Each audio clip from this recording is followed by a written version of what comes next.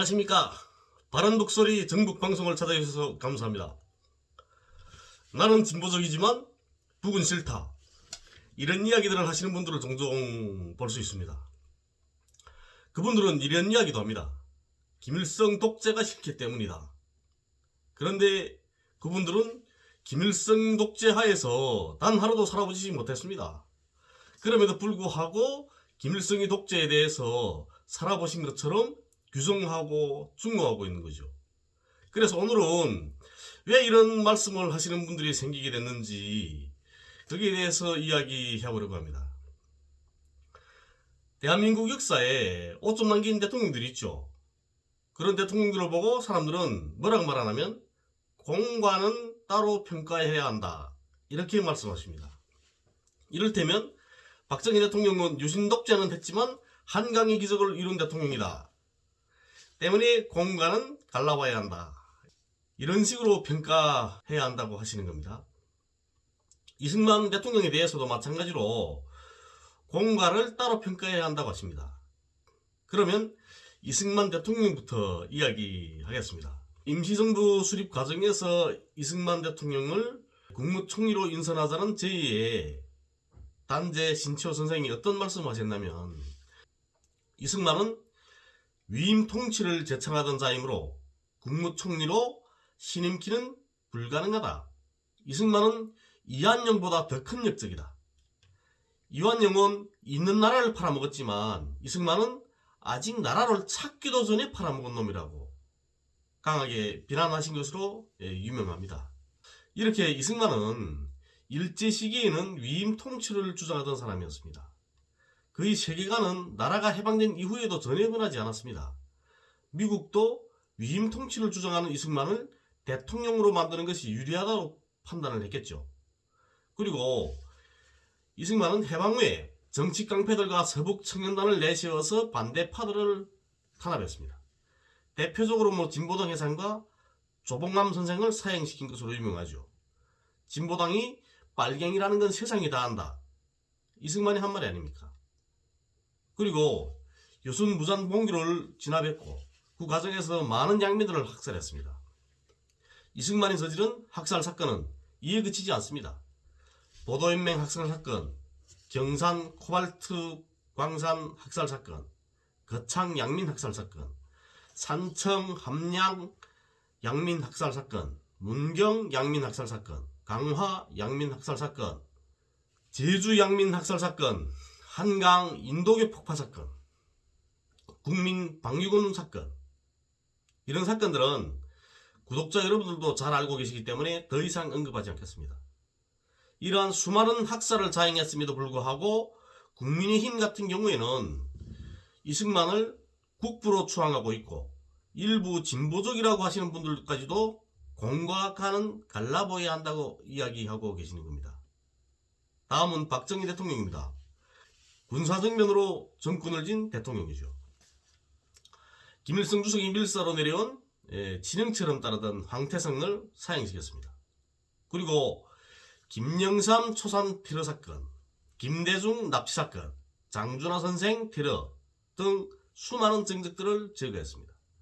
중앙정보부를 내세워서 수많은 간첩 사건들을 조작했고 피해자들은 오늘 이 순간까지도 재심에서 무죄를 선고받고 있습니다. 친일 논란도 있고 유신 독재로도 이름이 높습니다. 그리고 부정부패로도 이름이 높습니다. 최근에 제가 듣기로는 한 변호사님께서 박정희 때 빼앗긴 땅을 그 변호사님이 찾아주시고 이 거액의 성공 보수금을 받으시고 그 돈을 어느 유명한 시민 그 사회단체에 기부하셨다는 말을 들은 적이 있습니다. 그럼에도 불구하고 박정희 대통령이 딸이라는 단 한 가지 조건 때문에 대통령으로 만들어주는 일도 일어날 정도로 지지자가 많습니다. 공과는 함께 봐야 한다는 겁니다. 우리 남한분들 대부분은 김일성 주석에 대해서 잘 모릅니다. 김일성 주석에 대해서 안다고 하면 탈북민들이 더 잘 알겠죠. 그런데 탈북민들은 김일성 주석에 대해서 욕하는 사람은 종편에 출연하는 사람들을 내놓고는 정말 드뭅니다. 김일성 주석은 무장을 들고 일제와 싸웠지만 이승만은 말로 반일을 했습니다. 박정희 대통령은 친일 논란이 있는 거고요. 북한에는 친일파 청산은 있어도 양민 학살 같은 건 없었습니다. 저 국민의힘의 태영호 있죠. 태영호가 3층 설기실이 암호라는 책을 쓰지 않았습니까? 그 책에서 태영호도 밝혔습니다. 전쟁 때 미군이 원자탄을 뚫겠다고 해서, 북에서는 원자탄 바람이라고 하죠. 원자탄 바람 때문에 미군을 따라서 남조선으로 가는 인민들마저도 죽이지 않고 가만두었습니다. 종파 청산, 소련을 지지하는 종파들은 당시 50년대입니다. 수정주의를 하는 후리소브를 따라서 수정주의를 해야 한다고 주장했습니다. 그러다 청산된 거죠.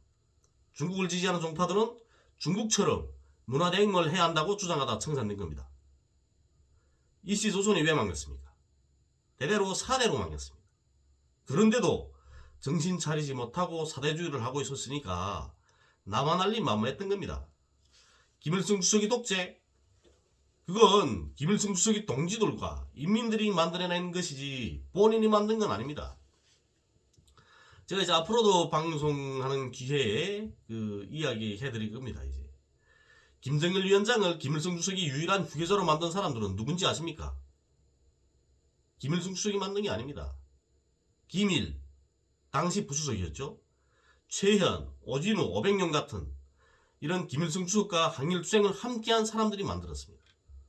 그리고 김정일 위원장은 1970년대 초부터 북한 사람들한테 친애하는 지도자 동지로 불리던 사람이었습니다.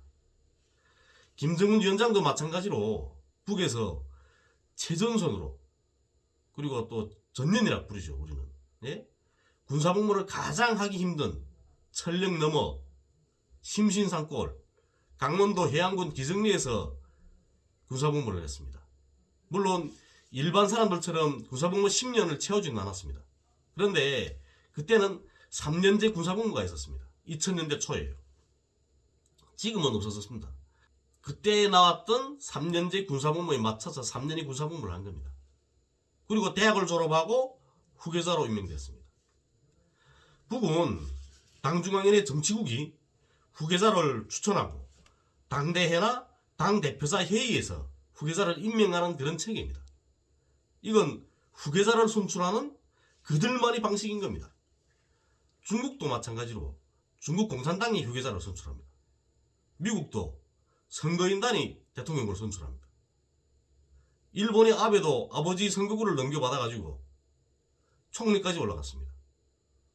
박정희 대통령의 딸인 박근혜 대통령도 박근혜 전 대통령이라고 해야죠. 아버지 후광으로 대통령까지 됐습니다.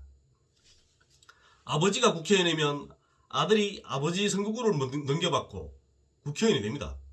그런데 이런 문제에 대해서는 그다지 떠들지 않습니다. 다만 북한이 3대 세습만 문제가 되는 거죠. 저는 북이 옳다고 이야기하는 게 아닙니다. 북한 사람들은 그들만의 방식이 있고 또 우리는 우리 방식이 있다는 겁니다. 누가 하든 세상이 어떻게 변한다고 해도 흔들리지 않고 선대 수령들과 혁명 선배들이 가고자 했던 길을 가는 사람, 그런 사람을 북한 사람들은 선택하는 겁니다. 김일성 주석에게도 과가 있다면 공도 함께 봐야 합니다. 사람에 따라서 편견적으로 보지 말아야 하는 거죠. 그래야 세상이 공평한 겁니다. 감사합니다.